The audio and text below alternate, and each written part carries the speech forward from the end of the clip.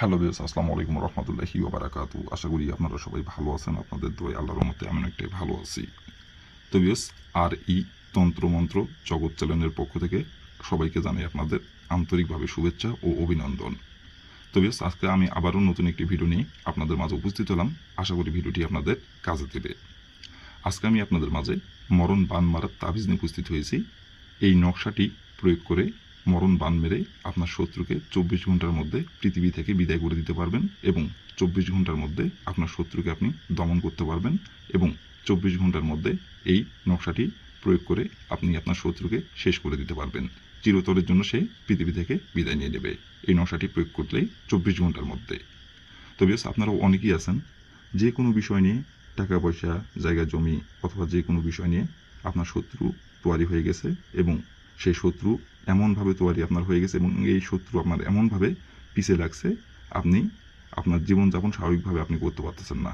রাইতে ঘুমাতে গেলে চোখ বন্ধ করে ঘুমাইতে যান, শত্রুর কথা চোখের সামনে ভাসে এবং শত্রুর সঙ্গে পেরে উঠতে পারতেছেন না। এইগুলি চিন্তা ভাবনা খালি মাথার মধ্যে ঘোরে। রাতে ঘুমাতে পারেন না, খাইতে বসলে শত্রুর কথাই মনে পড়ে এবং বিছানায় শুইতে গেলেও শত্রুর কথা মনে পড়ে। এক কথায় শত্রুর কারণে রাতের ঘুমও হারাম হয়ে গেছে, খাওয়া দাওয়াও আপনার বন্ধ হয়ে যাচ্ছে দিন দিন এবং দিন দিন আপনার দেওয়ালে পিঠ ঠেকে যাচ্ছে।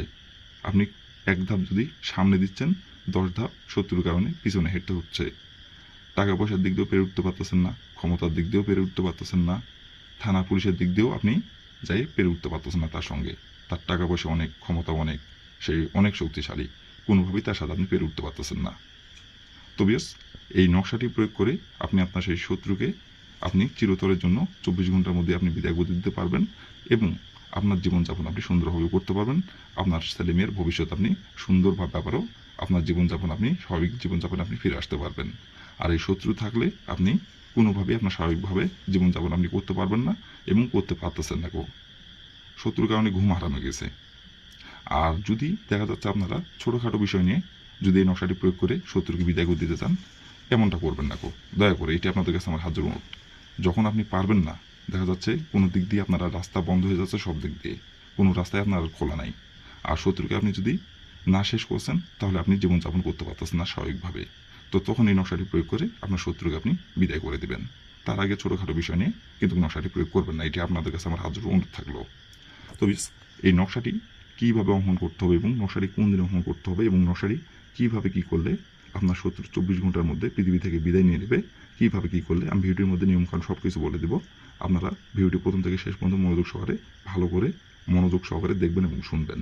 কারণ দেখা যাচ্ছে যদি আপনি ভিডিওটি মনোযোগ সহকারে না দেখে টেনে টেনে অথবা স্কিপ করে যদি দেখেন তাহলে ভিডিওর কোথায় কী বলবো সেটা বুঝতে পারবেন না। আর এগুলো কাজ একবারে নিখুঁত কাজ।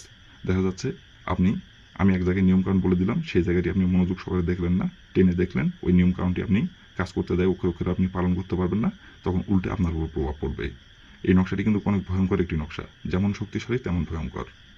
তো তখন উল্টে প্রভাব আপনার উপর পড়বে। তো এই জন্য আমি বলতেছি প্রথম থেকে শেষ পর্যন্ত মনোযোগ সহকারে ভিডিও দেখবেন, তাহলে নিয়মকানুন ভালোভাবে বুঝতে পারবেন, সঠিকভাবে কাজ করতে পারবেন, ফলাফল আপনার মিস হবে না। বন্দুকের গুলি মিস হবে, কাজের ফলাফল মিস হবে না কেউ। আর আমি নিয়মটা সহজভাবে বলে দেব। আপনারা, আমার বিশ্বাস, আমি যেহেতু কাজের ফলাফল পাইছি এবং আমি যে নিয়মে কাজ করছি সেই নিয়মটি আপনাদের মাঝে বলবো, আশা করি আপনারা ফলাফল পাবেন। আর এতটা সহজভাবে বলে দেবো, এভাবে সহজভাবে কেউ বলে দেবে না কেউ। তো বেশ কথা না পারি কাজের কথায় ফিরে যাই। আর অবশ্যই কিন্তু আপনারা কাজ করার আগে অনুমতি নেবেন, অনুমতি ছাড়া কিন্তু কাজ করলে ফলাফল পাবেন না। অনুমতি নিতে হবে, অনুমতি নিয়ে কাজ করবেন। আর অনুমতি নেবেন কীভাবে? কমেন্টে শুধু লিখবেন অনুমতি দেন, তাহলে মন থেকে অনুমতি দেবো, কোনো সমস্যা নাই কেউ। আর যদি কোনো কারণবশত কাজ না করতে পারেন তাহলে উপর আমার ইমেল নাম্বার দেওয়া আছে, নাম্বার আমার সঙ্গে যোগাযোগ করবেন, আমি আপনাদের গ্যারান্টি করে কাজ করে দেবো, কোনো সমস্যা নাই কেউ। যদি আমার মাধ্যমে করে নেন আপনাদের কিচ্ছু করতে হবে না কেউ, যা করার আমি এখান থেকে নিজে করবো, আপনি ওখানে ফলাফল পেয়ে যাবেন, আপনাকে কিচ্ছু করতে হবে না কেউ। আর বিয়স, এই নকশাটি যখন অঙ্কন করবেন তখন কিন্তু অবশ্যই গোপনীয়ভাবে অঙ্কন করবেন, কেউ যাতে অঙ্কন করার সময় কেউ যাতে না দেখতে পারে। আর যদি কেউ দেখে ফেলে তাহলে কিন্তু ফলাফল পাবেন না কেউ, গোপনীয়ভাবে অঙ্কন করতে হবে। আর এই নকশাটি যখন অঙ্কন করবেন তখন শরীর পাক রাখতে হবে, শরীর পাক রেখে নকশাটি অঙ্কন করতে হবে। তো এই নকশাটি প্রথমত আপনাদের অঙ্কন করতে হবে শুক্রবার দিনে অথবা শনিবার দিনে, এই 2 দিনের যে কোনো একদিনে আপনারা এই নকশাটি অঙ্কন করতে পারবেন। বাদবাকি অন্য কোনো দিনে অঙ্কন করলে ফলাফল পাবেন না কেউ। শুক্রবার অথবা শনিবার এই 2 দিনের যে কোনো একদিনে আপনি অঙ্কন করতে পারবেন, কোনো সমস্যা নাই। যে কোনো সময় যে কোনো টাইমে অঙ্কন করতে পারবেন, তাছাড়া অন্য কোনো দিনে অঙ্কন করলে ফলাফল পাবেন না কেউ। আর নকশাটি অঙ্কন করার সময় অবশ্যই শরীর পাক রাখবেন। তো তো প্রথমত আপনি যদি শুক্রবার দিনে অহন করেন অথবা শনিবার দিনে যদি অহন করেন, তো তাহলে যে সময় আপনি অহন করবেন সেই সময় যদি শরীর না পাক থাকে, তাহলে শরীরটি আগে আপনি পাক পবিত্র করে নেবেন। পাক পবিত্র করে নেওয়ার পরে আপনি একটি কালো কালি কলম সংগ্রহ করবেন এবং একটি বাজার থেকে ব্যানিকের দোকান থেকে একটি আপনি 4 কোণা তাবিজ আপনি একটি সংগ্রহ করবেন। দেখেন স্ক্রিনে আমি একটি তাবিজ রাখছি, এরকম একটি আপনারা তাবিজ সংগ্রহ করবেন। সংগ্রহ করে নেওয়ার পরে একটি সাদা সাদা পাতা আপনারা সংগ্রহ করবেন। সংগ্রহ করার পরে এমন একটি জায়গায় আপনি এই নকশাটি বসে থেকে অঙ্কন করবেন, যে জায়গায় বসে থেকে অঙ্কন করলে মানুষ তো দূরে গেছে, কাকপক্ষেও টের পাবে না। এমন একটি জায়গায় বসে থেকে নকশাটি স্ক্রিনে দেখে দেখে সুন্দরভাবে অঙ্কন করবেন। যেমন করে স্ক্রিনে অঙ্কন করা আছে তেমন করে অঙ্কন করবেন, যেখানে যেভাবে অঙ্কন করা আছে সেখানে সেভাবে অঙ্কন করবেন। অঙ্কন করে নেওয়ার পরে দেখেন লেখা আছে নাম। প্রথমত এই নামের জায়গায় লিখবেন আপনার শত্রুর বাবার নাম, যেটি এই জায়গায় তার বাবার নামটি লিখবেন। আর এই নামের জায়গায় লিখবেন আপনার শত্রুর নাম। লিখে নেওয়ার পরে নকশাটি আপনি সুন্দরভাবে আপনি ভাঁজ করবেন। ভাঁজ করার পরে যে তাবিজটি আপনি সংগ্রহ করছেন ওই তাবিজের ভিতরে আপনি নকশাটি ঢুকাই দিবেন। ঢুকাই দেওয়ার পরে ওই তাবিজটি নকশাটি ভিতরে, ওই তাবিজের ভিতরে রাখা অবস্থায় ওই তাবিজটি নিয়ে যায় আপনার শত্রুর বাসার দরজার সামনে আপনাকে গোপনে যায় পুঁতে দিয়ে আসতে হবে। একটুখানি মাটির নিচে গর্ত করে আপনি নকশাটি ওই তাবিজের ভিতরে রাখা অবস্থায় আপনি পুঁতিয়ে দেবেন তার দরজার সামনে। আর যখন আপনি নকশাটি পুঁততে যাবেন তার দরজার সামনে, তখন কেউ যাতে না দেখতে পারে, গোপনীয়ভাবে যায় আপনাকে তার বাসার দরজার সামনে একটুখানি মাটির নিচে গর্ত করে আপনাকে ওই তাবিজ সহকারে নকশাটি ঢুকানো অবস্থায় আপনাকে ওই একটুখানি মাটির নিচে গর্ত করে আপনি পুঁতিয়ে দিবেন। পুঁতি দিয়ে ওইখানে আপনি দাঁড়াই থেকে 117 বার বলবেন, শত্রু আমার দমন হোক, শত্রু আমার দমন হোক, শত্রু আমার দমন হোক, শত্রু আমার দমন হোক। 117 বার বলবেন এভাবে। বলার পরে এখান থেকে আপনি চলে আসবেন। আসার পর আপনি 24 ঘন্টা অপেক্ষা করবেন।